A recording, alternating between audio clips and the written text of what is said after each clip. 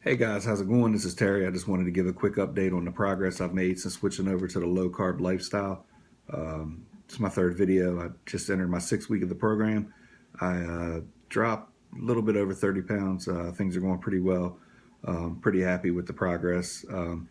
Also, with the progress, I've noticed that I'm not craving the carbs like I used to. I definitely got over the hump to the point to where a lot of people said, once you get over that hump, you're not going to crave those things. You're not going to want them. They're not going to taste the same. And that's definitely been true. Talked about in my last video. I tried some potato chips. They didn't taste the same.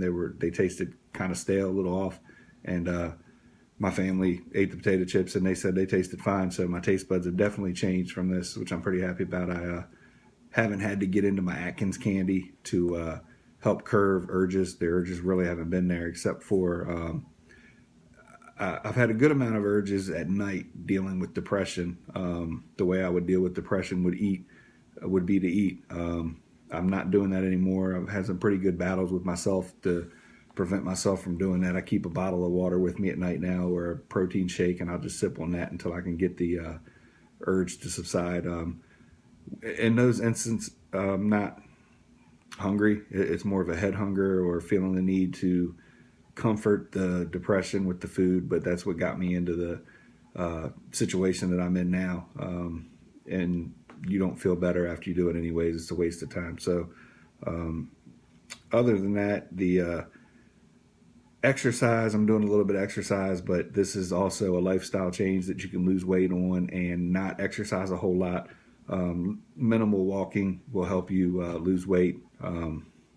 Just walk into your mailbox, walk in the grocery store, walk up and down some aisles that even though you're not going to buy anything, just walk it just to get a little bit of exercise. Walk from corner to corner on your block. I can't walk very much because I've got neck and back issues, so I'm pretty limited on what I can do and how long I can do it. But I'm getting a little bit of walking in, and it's contributing some, but I am in a lot more discomfort because of it. But I also know that if I don't do anything, I'm gonna keep gaining weight. Being my maximum at 370 pounds, I know I was slowly approaching 400 pounds, and to me that was what I set as my standard, to where if I reach 400, I'm not gonna be able to turn around, especially without surgery. As of right now, the progress has been so well that I'm going to cancel all of my appointments and my progress with the procedure to have the gastric sleeve surgery. I'm pretty confident I can do it without it. Not a knock on any of the people that have to have gastric surgery, bypass surgery, or the sleeve surgery, things like that. They it can help some people, like we talked about in the other videos. If you're bedridden, or if you're you can't exercise at all, things like that, it can help some people with diabetes and things like that. But if you can walk, you don't need to have the surgery.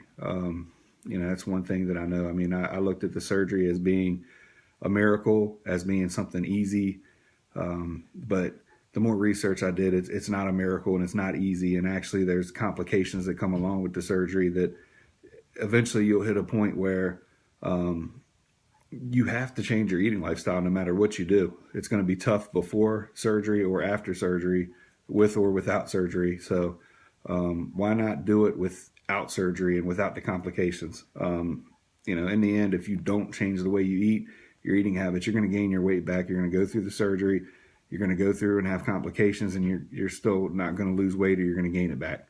So it can be done. You don't need to have the surgery. If you, like I said, if you can walk to your mailbox, you don't have to have the surgery. You can do it on your own. You can do it by eating low carb foods. Keep your carbs under between 20 to 30 a day. You'll be fine. Drink lots of water, protein shakes, supplement some of your meals with the protein shake. There's lots of great low carb meal replacement bars out there. So many things you can do. Cut the soda out. Diet soda. Diet soda will keep you failing on a diet. That's another positive that I've noticed about. I've weaned myself off of soda. I don't have soda at all, and no artificial sweeteners. I use stevia in my tea. I like sweet tea. That's been pretty good, and I've noticed that in the mornings, I'm not bursting with energy. but in the mornings I'm not as sluggish. I don't have to fight myself to wake up. I mean, even with minimal sleep, because I don't sleep that well as it is with my neck and back injuries, but even with less sleep or something like that, I wake right up. I mean, I'm not tired. I'm not sluggish. That's definitely been a change since I've cut the carbs out and the soda out and things like that. But stay away from the diet soda. Use the diet soda as a tool to get by in the beginning for the first couple weeks, but try to cut down on the diet soda and cut that out of your life. That'll make a big difference. Drink lots of water. There's flavored water as far as like carbonated water. There's like I said, unsweet tea. I never liked unsweet tea, but all of a sudden I like unsweet tea with a little bit of lemon in it. I've used a lot of those tools to get through to the point to where those are things that I like now. I drink bottled water all the time. I used to hate bottled water. I have no problem drinking it. I don't need a sweet drink and things like that. There's just a lot of things you can do. It can be done. I didn't think that I'd be able to do this at this point. I mean, I still have a long ways to go. Like I said, I gained over 100 pounds when I first got hurt. In about 4.5 years, I gained over 100 pounds. And, I was probably 30 pounds overweight then. So I've got a long way to go, but I'm definitely on the right trail, right path.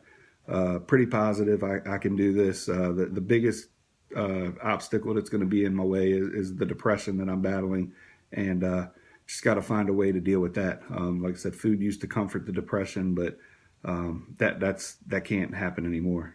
Otherwise, I'm going to fail. So, like I said in other videos, I just hope that I can be an inspiration to someone else and keep them from having surgery, because I think the surgeries are pushed on people that really don't need it, people that can do it on their own. Because like I said, I didn't realize how hard it would be afterwards until I started doing research, and I see the struggles that people go through. A lot of people are miserable. They didn't realize that in the end, they're going to have to still change their lifestyle. They're going to have to change the way they think about food.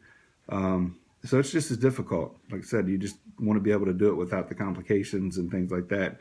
You have to mentally be ready to say, I've had enough and I'm going to do this. So, hopefully I can inspire some people, can keep this up myself and, get through this. So thanks for watching. I appreciate it.